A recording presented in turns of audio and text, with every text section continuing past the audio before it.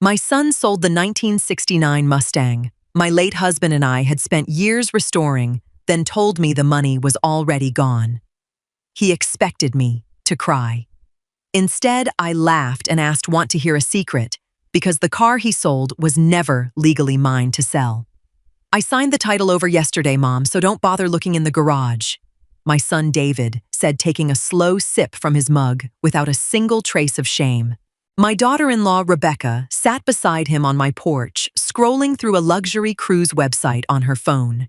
She didn't even bother looking up. They both thought I was about to collapse onto the pavement, burst into tears, or beg them to tell me it was all a cruel joke. For 3 years, I had worked overtime as a middle school logistics manager to buy that restored 1969 Mustang Fastback. It wasn't just a vintage car. It was the last project my late husband and I had planned before he passed.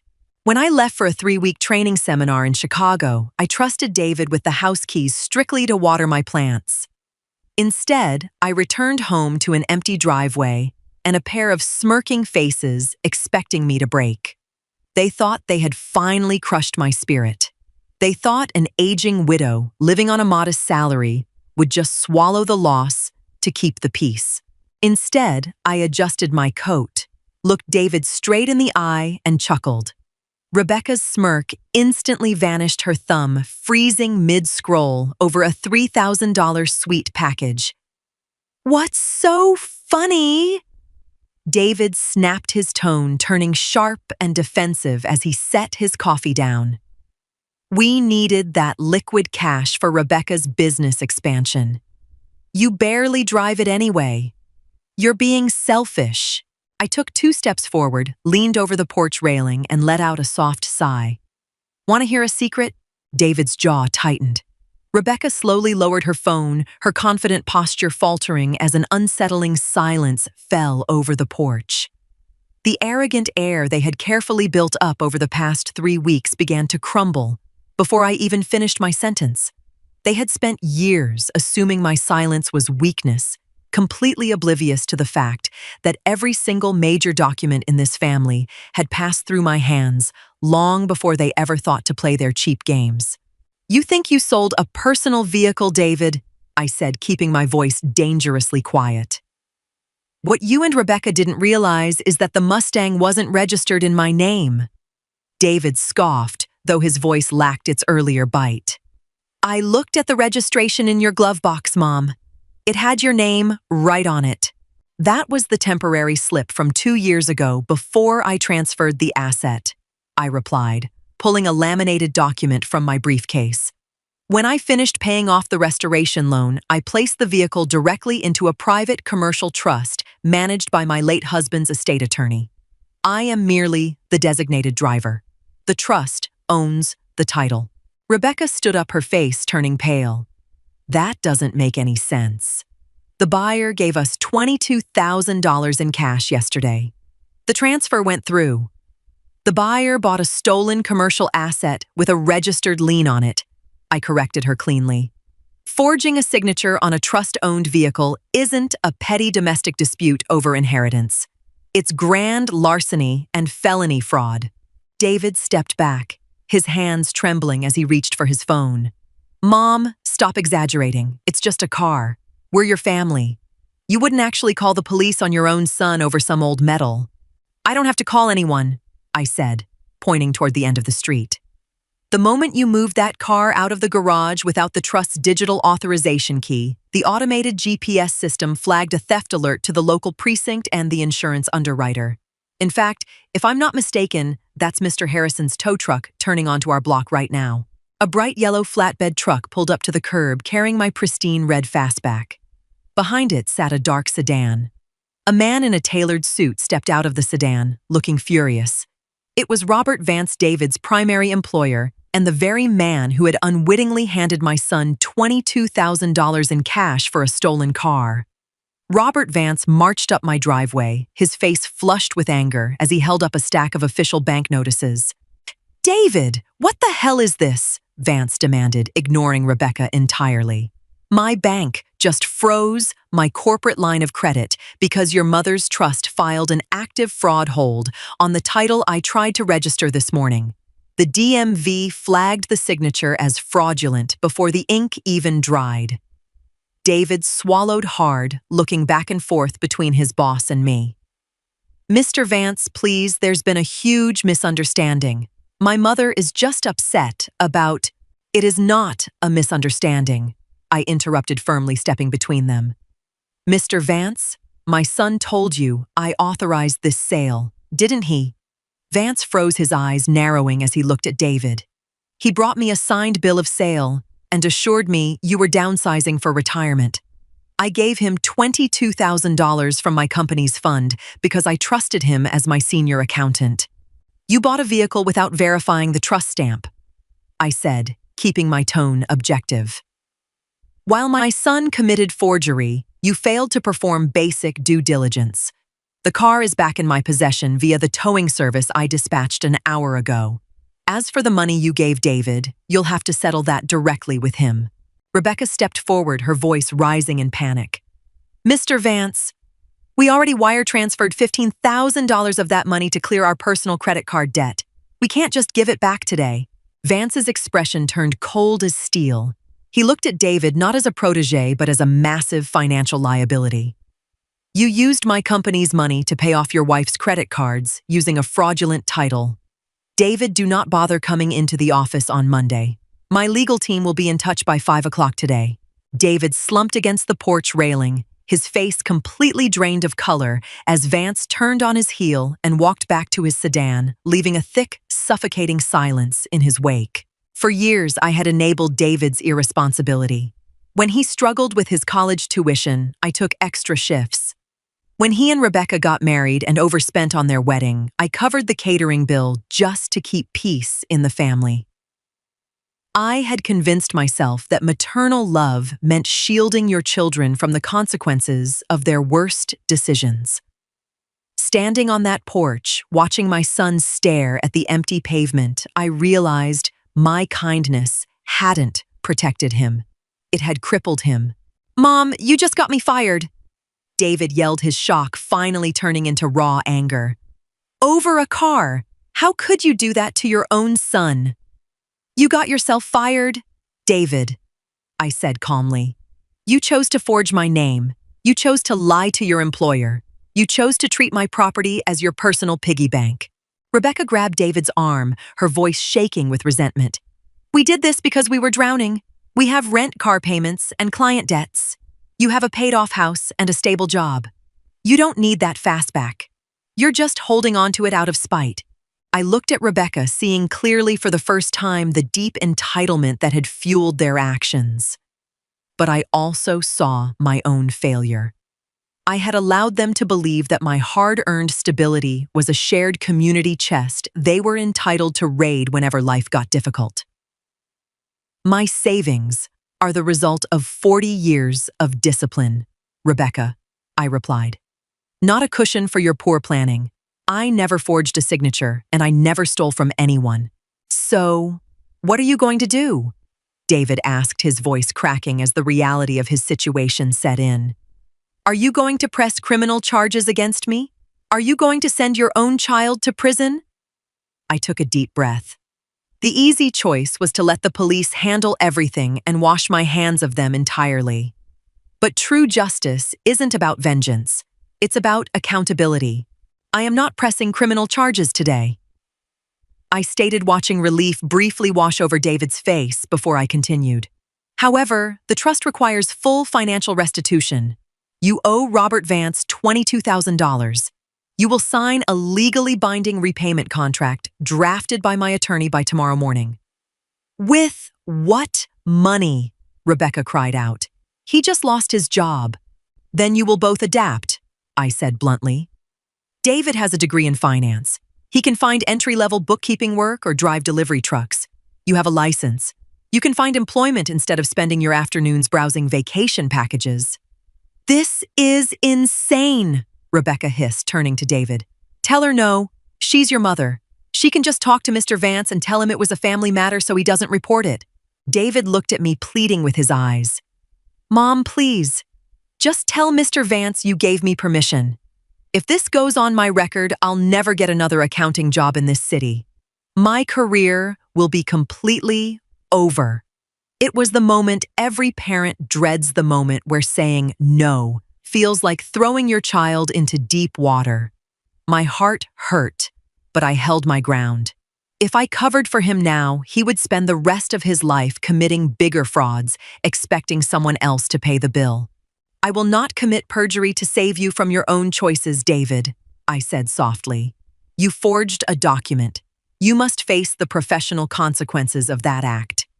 If Mr. Vance chooses not to press charges in exchange for a full refund, you should consider yourself incredibly lucky. You're a monster, Rebecca spat, pulling her purse over her shoulder. Come on, David, we're leaving. We don't need to stand here and be humiliated by someone who cares more about a piece of metal than her own family. They walked down this driveway toward their rented sedan. I stood on the porch watching them drive away, knowing that the easy part of the confrontation was over. The hard part, holding the line, was just beginning. 3 days later, a knock came at my front door. It wasn't David or Rebecca. It was Samuel, my late husband's older brother. Samuel was a respected retired magistrate in our county, a man who valued family unity above almost everything else. I invited him in and poured 2 cups of black coffee. He sat at my kitchen table, looking at me with a mixture of sadness and mild disapproval. David came to see me yesterday. Clara. Samuel began holding the warm mug between his hands. He was in tears. He told me about the car and Mr. Vance. Did he tell you he forged my signature, Samuel? I asked gently. He did, Samuel admitted with a heavy nod. And he knows he was wrong. It was a foolish, desperate act by a young man under immense financial pressure. But Clara's ruinous scandal follows these kinds of legal marks.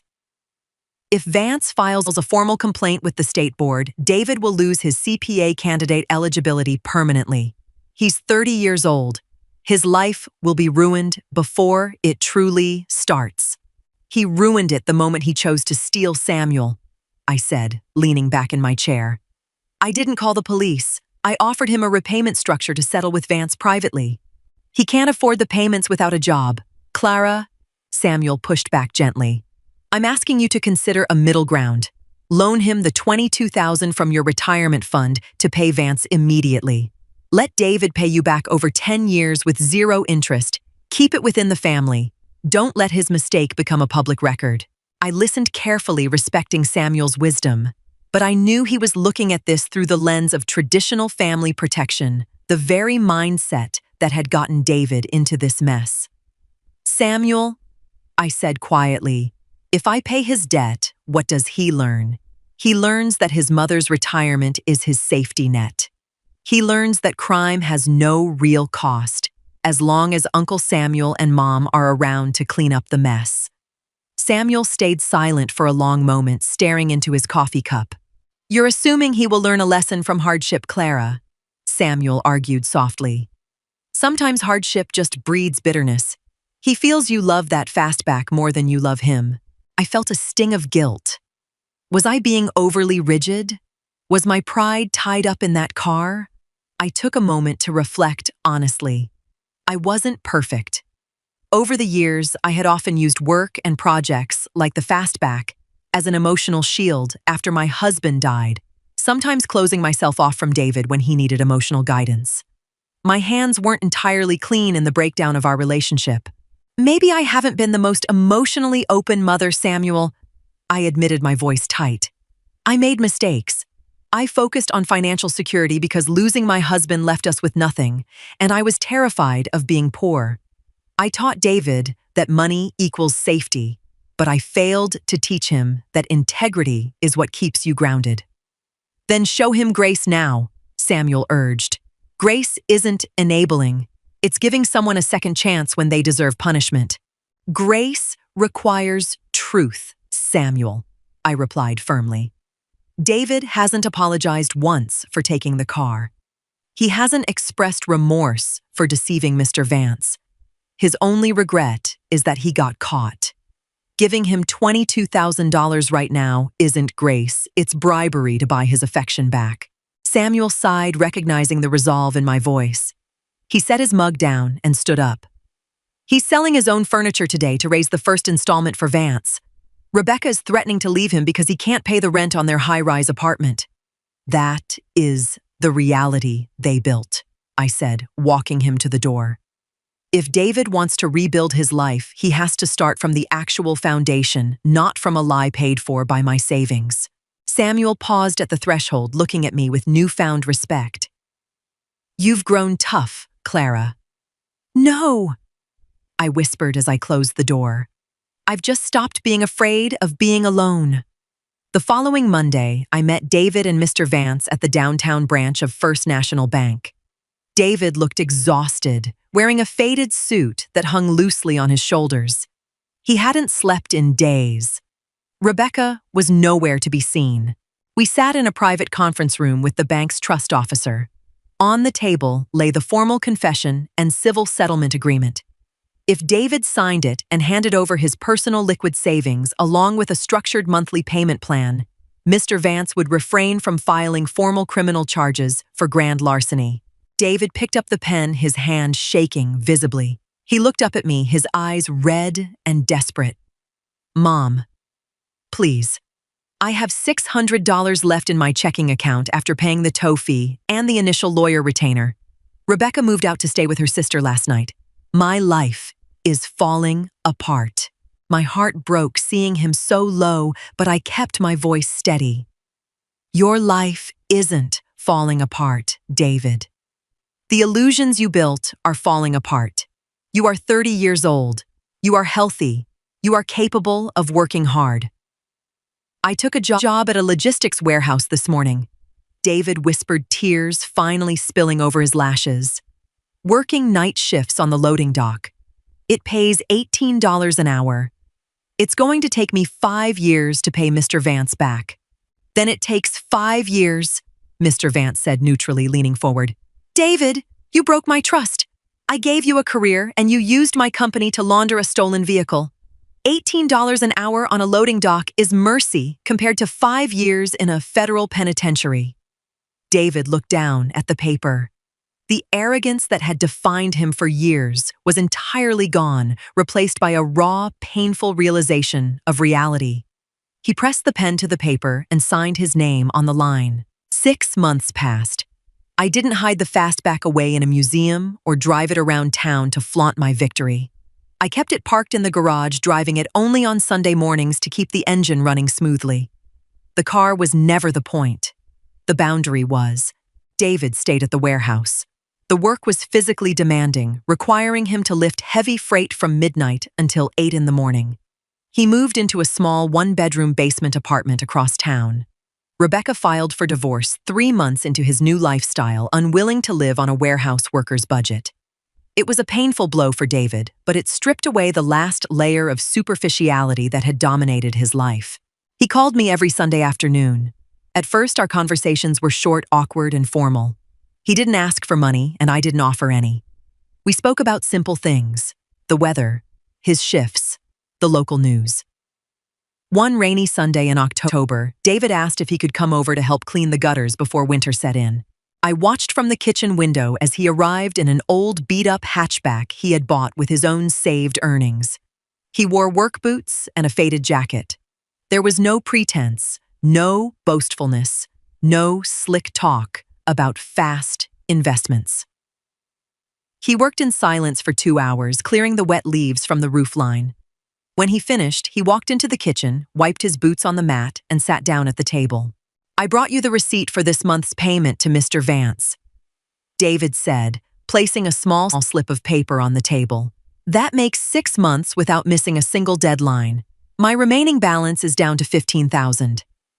I picked up the receipt, looking at the neatly printed numbers. Thank you, David. He looked at his hands, his knuckles calloused from months of manual labor. I hated you for 3 months, Mom, he said quietly. I thought you were the cruelest person on earth. I know, I replied softly. I was wrong, he whispered, looking up at me. If you had saved me 6 months ago, I would still be married to a woman who only loved my paycheck, working for a boss I was willing to rob. and pretending to be someone I wasn't. I'm sorry about the car, Mom. Truly. That afternoon, for the first time in nearly a year, I pulled the red 1969 fastback out of the garage and tossed David the keys. He caught them in midair, looking at me in complete disbelief. Mom, what are you doing? Take us for a drive, I said, climbing into the passenger seat. You know how to double-clutch the 4-speed transmission better than anyone else. David stood there for a moment, holding the keys like they were made of glass. He walked over, slid into the driver's seat, and adjusted the rearview mirror. When he turned the ignition, the engine roared to life, loud, deep, and steady. He didn't speed, and he didn't try to show off. He drove down the coastal highway with precise, respectful care, keeping his eyes on the road. As the sun began to set over the horizon, casting a warm golden light across the dashboard, I looked at my son's profile. The boy who thought he could shortcut his way through life was gone. In his place was a man who understood the weight of his own hands. True justice in a family isn't about crushing the person who hurt you or inflicting maximum pain to prove a point. Cruelty only breeds more destruction. Real justice is enforcing boundaries with unyielding strength while leaving a clear, honest path for redemption if the other person chooses to take it. I didn't save my son by giving him my money or hiding his crimes.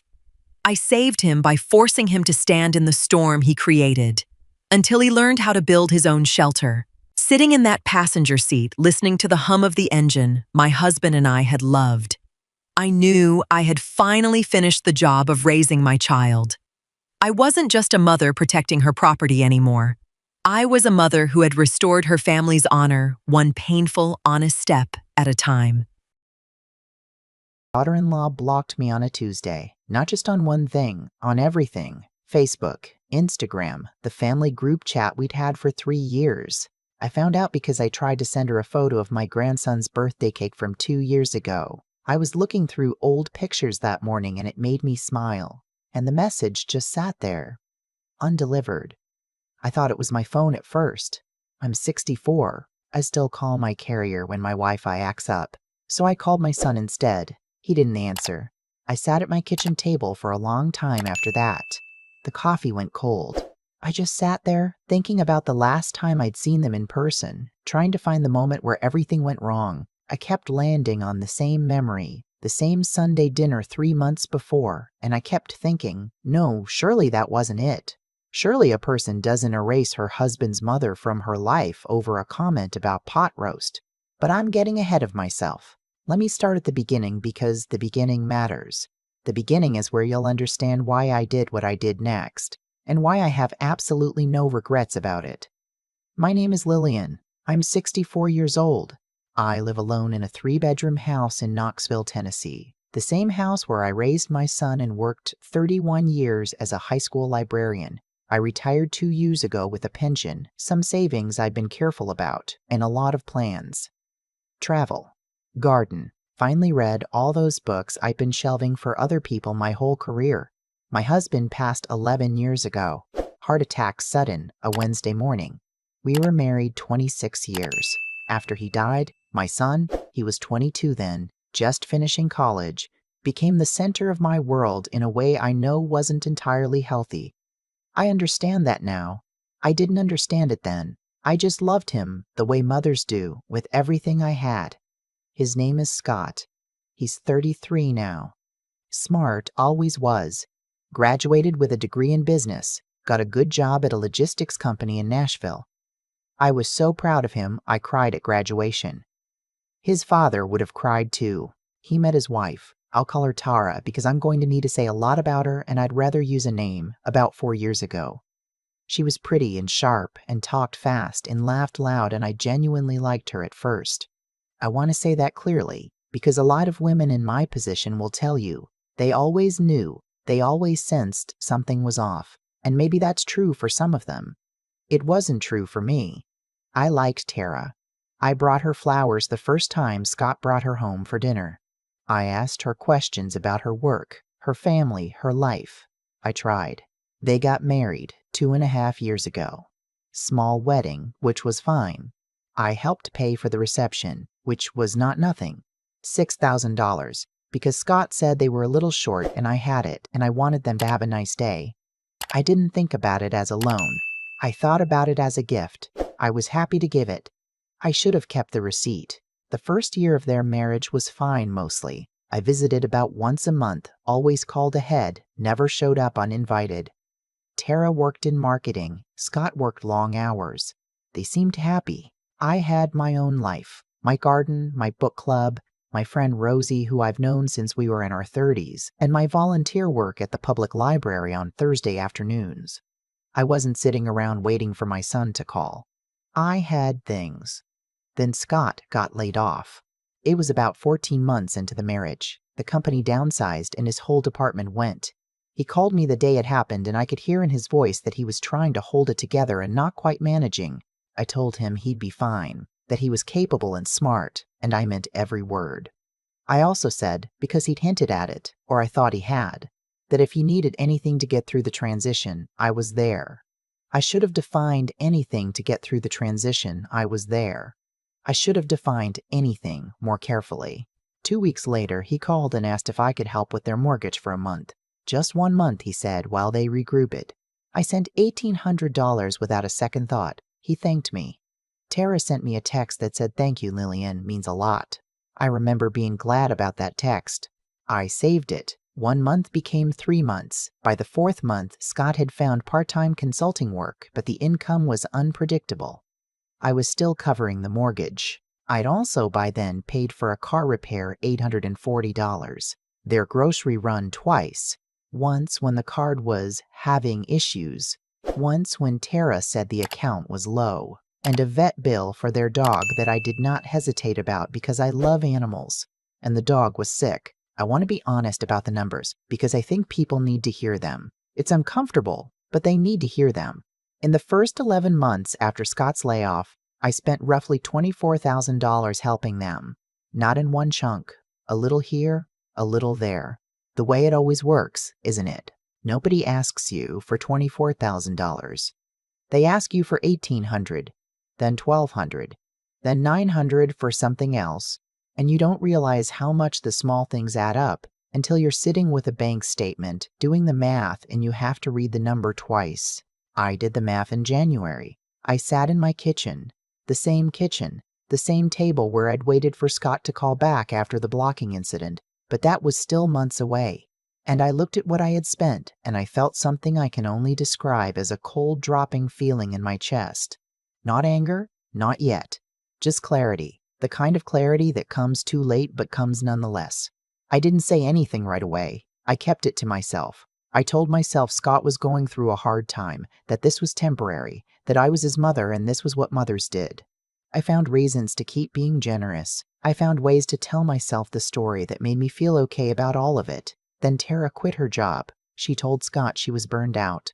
She was going to take some time and figure things out. She said this was something she needed to do for her mental health, which I understand is a real thing and I would never dismiss. But I will say that when you are a couple with no income and your mother-in-law is quietly propping up your mortgage, announcing that you are taking an indefinite break from contributing financially is a choice that asks something of other people. It asked something of me. I don't think Tara thought about that. I don't think Scott thought about it either. Or if he did, he was very good at not letting it show. 2 weeks after Tara quit, Scott called to ask about their lease renewal. The rent was going up $200 a month. He wanted to know if I could cover the increase. This was March. That was the first time I said no. I said it quietly. I said, "Scott, I've been thinking, and I don't think I'm able to keep adding to what I'm already doing." I didn't accuse anyone of anything. I didn't mention the $24,000. I just said I had to be careful, which was true, and that I thought it was time for them to find another way, which was also true. There was a pause. A long one. Then Scott said, "Okay, Mom," in a voice I didn't recognize. Flat and tight and short, he got off the phone in under 2 minutes. Tara texted me the next day, not to thank me this time. She said she thought I was being pretty unsupportive given everything they were going through and that she expected more from family. I read that message 3 times. I thought about responding. I even started typing twice. Then I stopped. I had a feeling, and it was the right feeling I know now, that anything I said would be turned into something it wasn't. So I just didn't respond. 2 days later, she blocked me. That's the part I told you at the beginning. The Tuesday. The photo of the birthday cake that wouldn't deliver. The call to Scott that went unanswered. I found out later through a cousin of Scott's who I'm still close with that Tara had told Scott that I was manipulating them by withholding help, that I had offered to help and then pulled back to punish them. I want you to understand how that landed, because I don't think words on a screen can fully convey it. I had spent $24,000. I had never said no until that one moment in March, and I was the one being accused of manipulation. I didn't call Scott. I thought about it every day. I picked up my phone probably a dozen times, but I'd learned something from Tara's text, from the tone of it, from the accusation in it, and that thing I'd learned was this. Some situations don't get better when you add more words. Some situations need you to stop, be still, and let the silence do the work you can't do by talking. So I let the silence work. 6 weeks passed. I kept my life. I went to book club. I planted tomatoes. I had dinner with Rosie on Fridays. I did not call. I did not text. I did not send a message through the cousin. I waited. I didn't know what I was waiting for. I just knew that whatever came next had to come from them. In those 6 weeks, I also did something practical. I called my attorney. His name is Mr. Okafor, and I've worked with him since my husband passed. He's thorough and honest and has never once talked down to me the way some people do with women of a certain age and a certain soft voice. I told him what had been happening.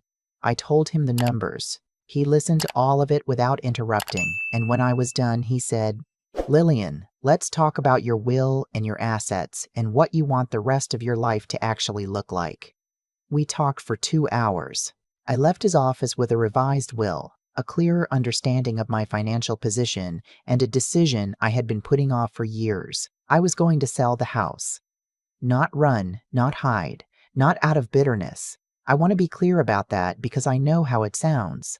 I was going to sell the house because it was a 3-bedroom house, and I was one person, and the equity I'd built over 30 years in that house was real money. Money that could fund the life I actually wanted to live. Not the life I'd been quietly sacrificing while pretending I didn't notice the sacrifice. My husband and I bought that house for $118,000 in 1993.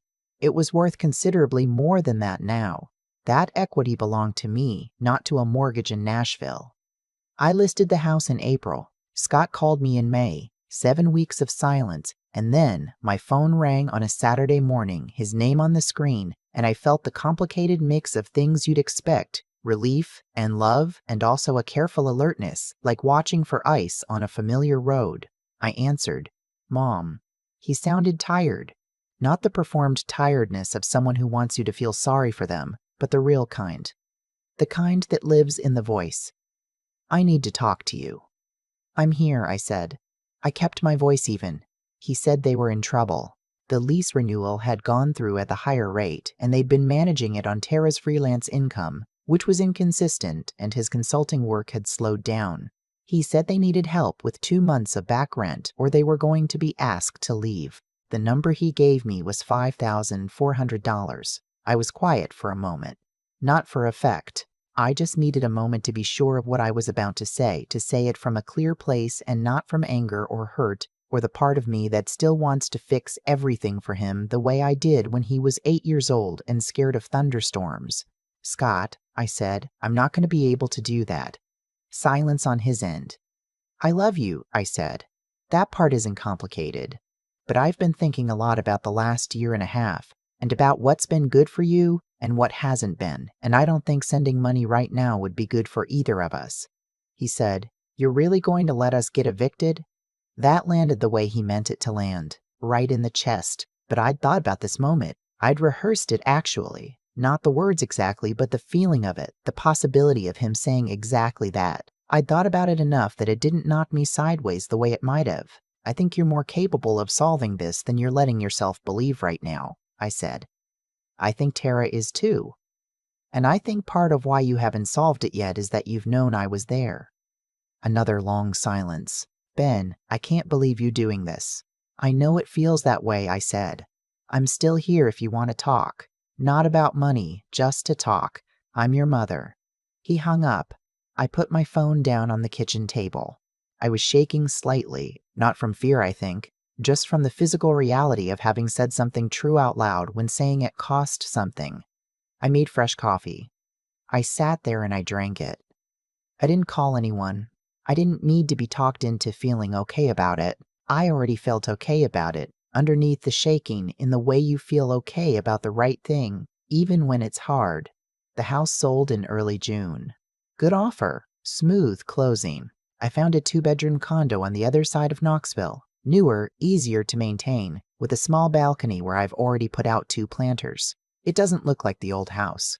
I don't need it to.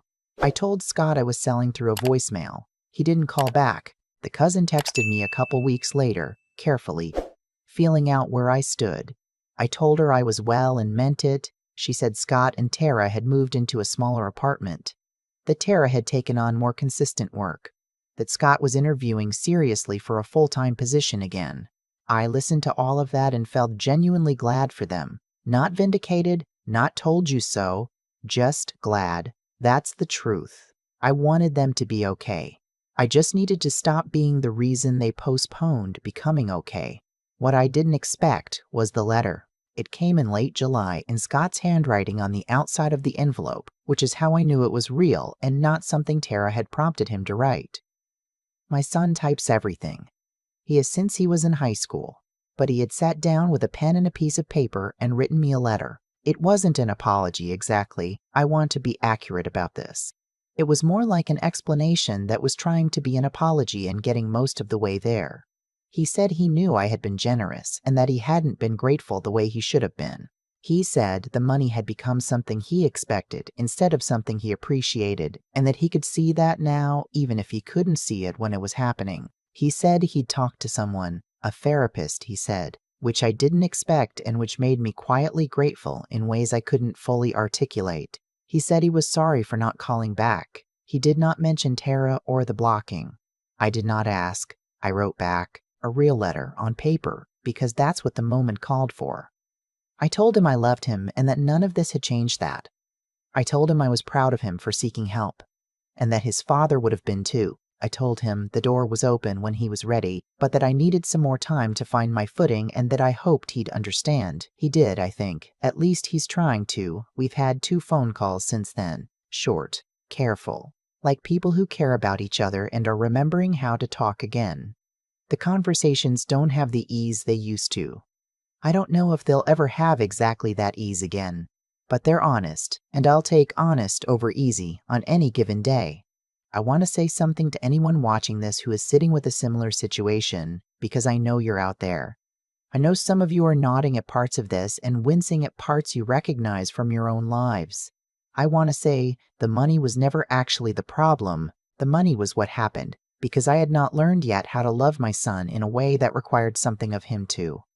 I thought love meant being available, being useful, being the person who made things easier. It took a lot of uncomfortable clarity to understand that love can mean stepping back and letting someone meet the weight of their own life. I'm 64 years old. My pension is intact. My condo is small and quiet and mine. I have tomatoes coming in on the balcony that I grew from seeds. Rosie came over last week and we sat outside with iced tea and talked for 3 hours about nothing important and everything that is. I am well. I don't know yet what the future looks like with Scott and whether Tara and I will ever find our way back to something civil. I'm not holding my breath, but I'm not closed off either. I've stopped trying to control how that story ends. Some things you can tend to, and some things you just have to leave alone and see what grows. What I know is this: I am not waiting anymore. I am not reducing myself anymore. I am not sitting at a kitchen table with cold coffee wondering what I did wrong, asking myself how I could have been more, given more, stretched further. I was enough. I've always been enough. It just took silence to remind me. I've thought a lot about what I would have done differently, and the honest answer is, I wouldn't have stopped giving. I would have stopped giving without thinking. There's a difference. I want to be clear about that because I've heard people say, and maybe some of you are thinking it right now, that I should have seen it coming, that I was naive, that a smarter woman would have drawn the line earlier. Maybe. But I don't think the problem was that I gave too much. I think the problem was that I gave without ever asking Scott to meet me halfway. Not financially, not emotionally. I just kept covering the distance between where he was and where he needed to be. And eventually he stopped trying to close that gap himself because he didn't have to. That's not a character flaw in him. It's a pattern. It's what happens when love doesn't ask anything in return over a long enough stretch of time. The person receiving it stops feeling it as love and starts feeling it as a given. And when a given disappears, it feels like punishment, even when it was always just a gift. I watched that happen with Scott in real time, and I didn't name it until I was sitting at my kitchen table in January doing math that made me feel sick. That's on me. Not the giving, the not naming. What I understand now, on the other side of all of it, is that the hardest thing about being a parent to an adult child is that you have to be willing to let them fail. Not to teach them a lesson, not as a strategy, not as some calculated move, just because failure is how people learn that they are capable. Scott didn't know he was capable of managing a crisis without me because I had never given him the chance to find out. That's a heavy thing to sit with. I sit with it. When I told him no in May, I wasn't punishing him. I was, for the first time, treating him like the 33-year-old man he actually was. That's what respect looks like sometimes. It looks like not rescuing someone from a situation they created and can solve, because you believe in them even when they don't believe in themselves yet. The letter he sent in July, the one in his handwriting, which I still have in my desk drawer, that letter told me he was beginning to understand this too. He said the money had become something he expected. That one sentence took more honesty than most people manage in a lifetime of apologies. I was proud of him for writing it. I told him so, and Tara. I won't pretend that one is resolved. It isn't. But I've decided I'm not going to carry bitterness about someone who is also, in her own way, figuring out how to be a person. That's not forgiveness as a performance. It's just choosing not to let someone else's unfinished work live in my chest. What I know for certain is this. The $24,000 is gone, and I don't regret the love that was behind it. I regret the silence that let it go on so long. Not the silence after the blocking. That silence was the right move. But the earlier silence, the years of not saying this is what I need from you too, that silence cost me more than money. I'm not the same woman I was in January sitting at that table. I'm clearer. I'm quieter in a good way. I have a balcony with tomatoes and a condo that is exactly the right size for one person who is finally living her own life on purpose. If you're somewhere in the middle of a story like this one, I want you to hear this. It is not selfish to stop. It is not cold to say no. And it is not too late, at 64 or 74 or any age, to decide that what you have left, your money, your time, your peace, belongs to you first.